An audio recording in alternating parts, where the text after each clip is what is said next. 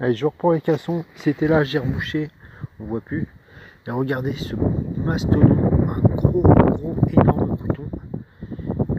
La mise au point est difficile. Allez. Bon, la mise au point ne va pas se faire, mais en tout cas, c'est un gros bouton. Je vous ferai un joli nettoyage là-dessus. Voilà, la mise au point est vraiment pas facile, il n'y a pas trop de lumière. Allez, je vous reprends après.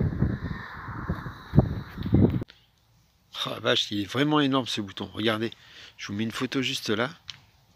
Ah, il est vraiment chouette. Il est argenté un petit peu. Il y a deux grosses initiales dessus. Mais je me demande bien à quoi ça pouvait servir ce gros bouton. À qui je pourrais demander?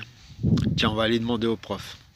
On va l'appeler tout de suite. Allô le prof? Le prof, est-ce que tu me reçois? Guillaume? Salut, je suis ravi de te voir. Est-ce que je peux... Oui, salut le prof. Regarde, je vais t'envoyer des photos. J'ai trouvé ce gros bouton et je me demande bien à quoi ça pourrait servir. Aurais-tu une idée? Alors, attends, je vais regarder ce que tu m'as envoyé. Juste un instant, hein, je regarde. J'ouvre le fichier. Ah ouais, ouais, là c'est... Oh, c'est du gros là. Alors attends. Ah, ça ressemble terriblement à un bouton de livret. Alors soit de chasse, soit de livret de serviteur. Ah, ça ressemble quand même à des boutons quand même du fin 18e, début 19e. Il faut savoir que 19e, il y a une expansion de ces boutons-là. D'accord, très bien. Est-ce que tu connaîtrais quelqu'un qui pourrait me renseigner sur ce bouton? Écoute, j'ai envie de te diriger vers quelqu'un qui est plus spécialisé que moi là-dedans et il va peut-être te surprendre. Essaye Dominique Perrin. Je t'envoie par SMS, je vais t'envoyer le numéro de téléphone. Appelle-le. Tu verras, c'est quelqu'un de très disponible. D'accord, Dominique Perrin? On va très bien. Je le contacte tout de suite. Voilà. Et on verra ce et puis tu me diras ce qu'il en est. Ce qu'il pourra me donner comme renseignement. D'accord. Allez. Salut mon Guillaume. À très bientôt. Salut. Bah, merci beaucoup le prof. Et je te rappelle si j'ai des renseignements. A few moments later. Bon, j'ai eu Dominique Perrin, il m'a renseigné sur ce bouton et il m'a fait une révélation. Il connaît personnellement le petit-fils de ce fameux Diego de Bodard de la Jacobière. Donc ce que je vais faire, je vais le contacter ce monsieur et je vais aller lui remettre ce bouton. Allez, vous venez avec nous? Ah oui, Le prof, tu viens avec moi? Oui. Okay. Pas de souci, ouais. je viens. Bon, allez, c'est parti. On y va. Alors, Guillaume, juste un instant, avant de couper. De Baudard de la Jacobière, tu m'as dit. Hein. Il s'appelle pas Thierry, son prénom? Non, parce que j'ai fait des recherches de mon côté aussi pour essayer de voir. Tu m'as intrigué. Dis donc, le premier tome de livre qu'a fait notre ami Dominique Perrin, devine qui est l'autre co-auteur? Thierry de Baudard. Alors, ça serait bien de lui demander si c'est pas un parent à lui. Alors, ça serait énorme. Tu trouverais un bouton du premier co-auteur du livre de Dominique Perrin et tu t'adresses à Dominique Perrin pour savoir quel est ce bouton. Elle est pas belle la vie? Bon, écoute, je viens avec toi. On lui posera la question. Allez, on s'appelle pour coordonner tout ça et puis allez, à très bientôt et à tout de suite pour tes abonnés. Salut.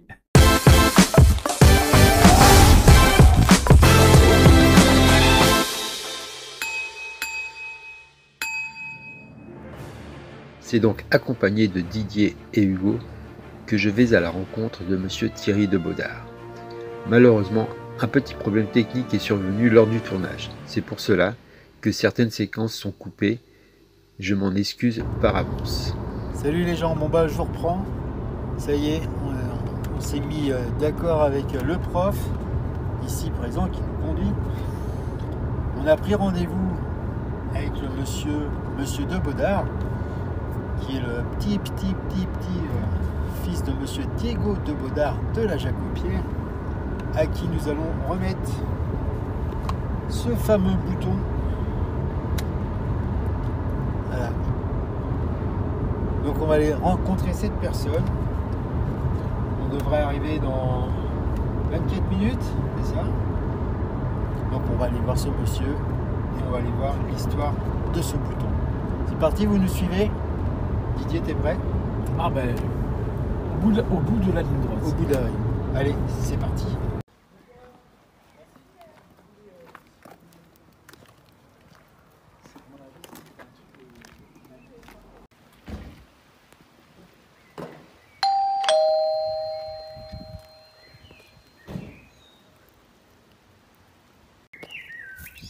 Bon les gens, bon, ça y est, je suis chez monsieur de Baudard, je vais pouvoir lui remettre le bouton que j'ai trouvé tout à l'heure. Bonjour monsieur de Baudard. Bonjour monsieur.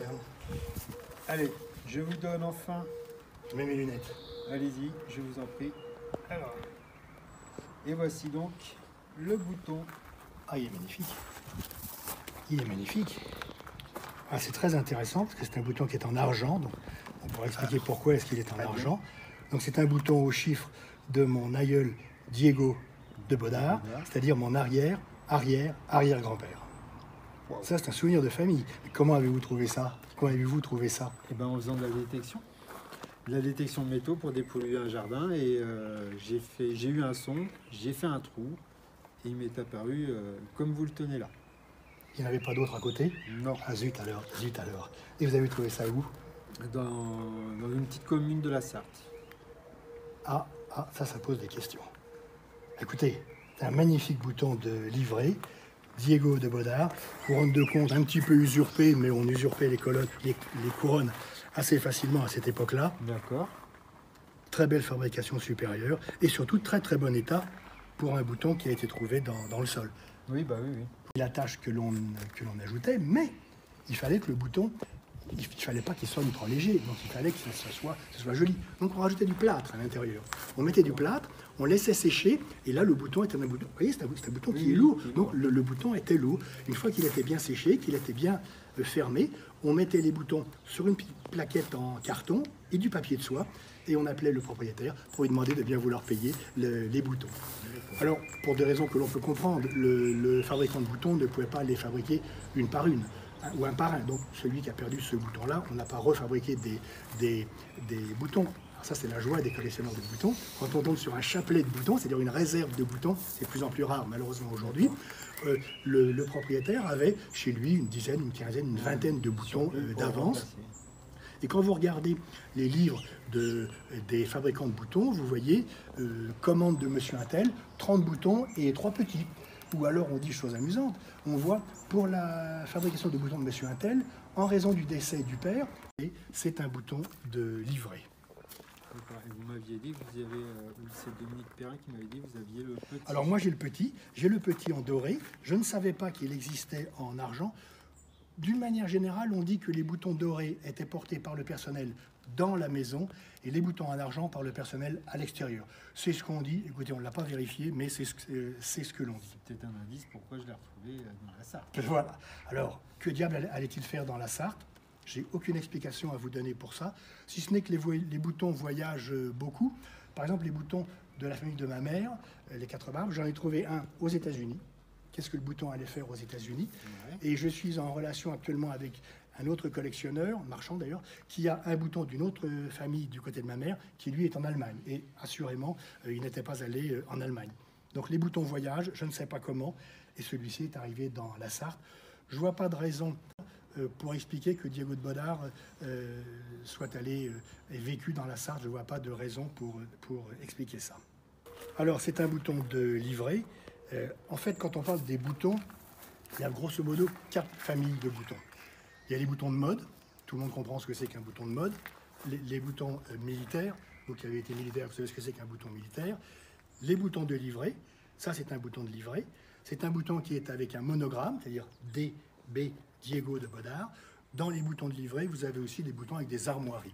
Le plus souvent d'ailleurs, ils sont avec des armoiries. Le fait qu'il soit un monogramme lui donne une toute autre valeur pour nous. Et à côté, vous avez les boutons de vénerie qui sont portés à la chasse à courre. Tenez, on a 2 illustrations là.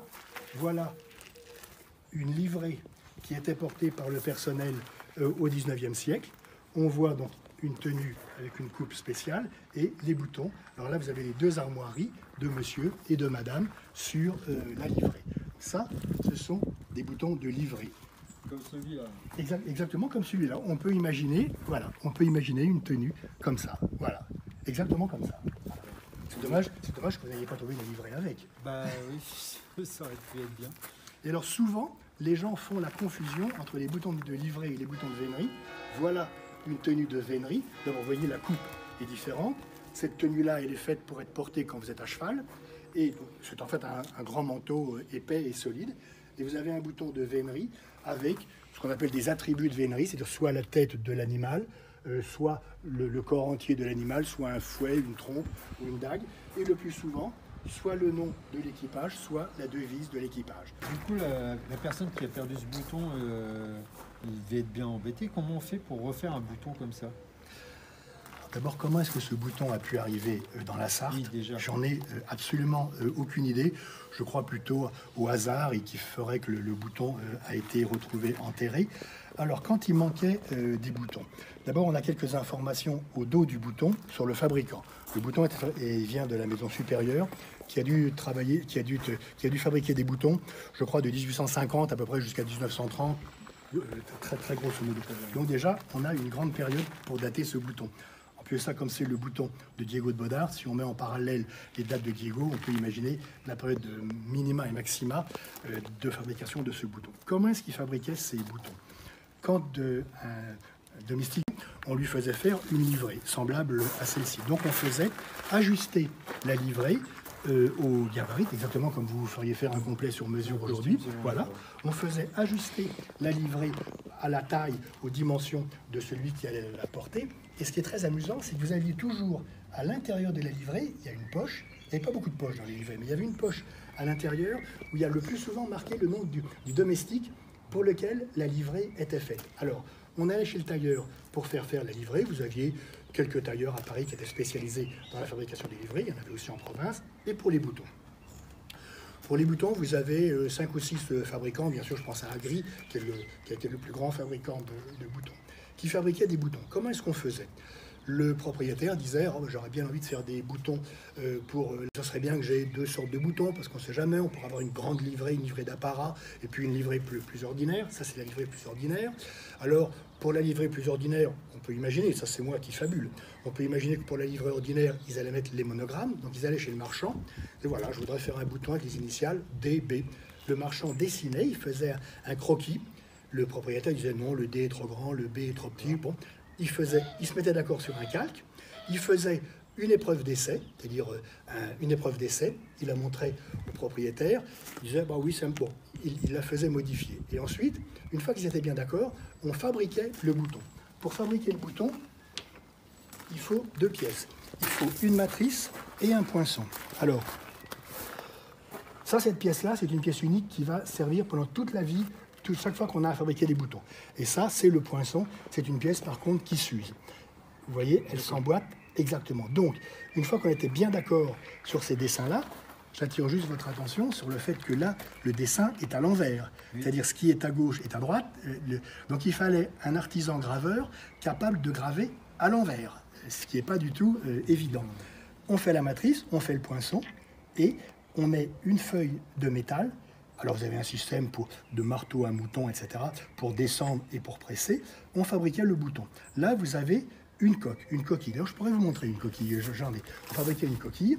Ensuite, sur cette coquille, il y a le couronne de marquis sur le bouton du fils. Donc on a toute l'histoire comme ça des boutons et des familles que l'on retrouve au travers des boutons. Et alors, quand il y avait un deuil dans la famille, il fallait marquer le deuil. Eh bien, on teignait les boutons en noir.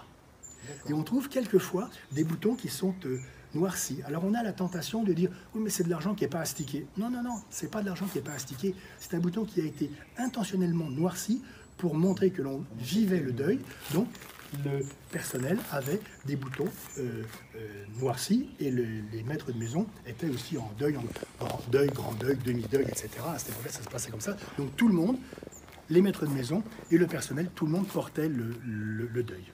D'accord. Qui avait chez lui la matrice, quand il avait besoin... Alors, attendez, bonjour.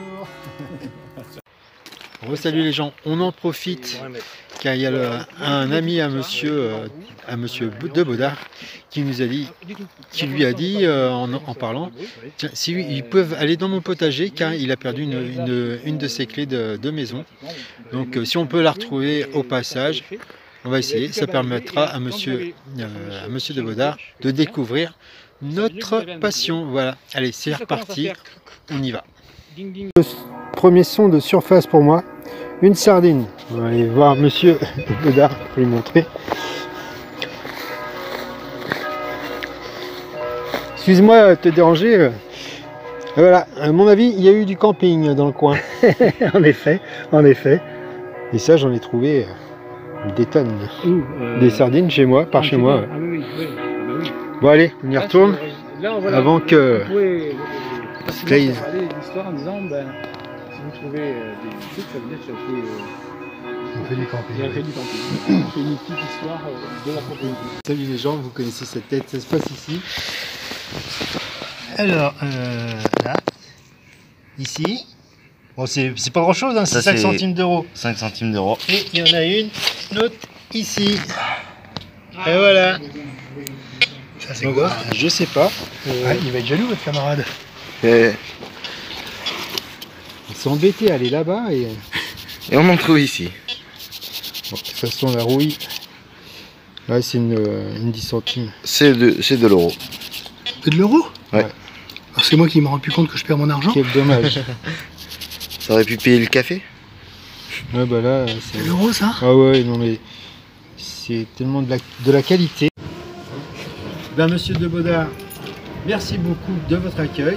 Et si je retrouve un bouton, je saurai où venir pour vous. Alors, je compte sur votre visite très rapidement. D'accord. Je voudrais quand même vous dire une chose. J'ai 2700 boutons dans ma collection. D'accord. Il y en a un qui m'a été offert et qui a été trouvé dans la terre. C'est celui que vous avez eu la gentillesse de m'offrir. Eh ben. Donc à partir de maintenant, j'ai 2700 plus 1. Merci beaucoup. Merci de votre gentillesse. de l'oreille. Merci beaucoup. Merci Merci beaucoup. à vous. Au revoir. Je vous accompagne. Salut les gens. Bon bah voilà monsieur Didier, ça c'est fait. Excellente journée, Charles. Excellente journée. Excellente journée. Bah merci à toi d'être venu. Oui. Merci à tout le monde de nous avoir suivis dans nos aventures. Et encore merci à monsieur de Baudard de nous avoir accueillis. Ah, puis j'espère qu'il a été... Enfin, tu auras filmé le... On est après la séance, là. Oui. Donc j'espère que vous avez aimé. Oui, bon, ils vont comprendre, ils ont l'habitude. Bah... Allez, salut les gens. Merci Didier, à bientôt. Bah écoute, merci de m'avoir supporté. Ça va, ça va, ça va. Je m'en remettrai. Allez, ciao les gens, salut Didier et à bientôt. À bientôt. Ciao. Salut. Salut Hugo. Oui, tu reviendras à la pêche. Oui, il est sur son silure. C'est impressionnant. Hein. Allez, ciao. Bon bah voilà, cet épisode un peu spécial est donc terminé. Merci d'avoir visionné jusqu'au bout. Désolé encore pour toutes ces séquences que j'ai dû couper au montage par faute de défauts techniques. Mais en tout cas, c'était une superbe expérience. Je remercie encore Didier d'avoir participé à cette aventure.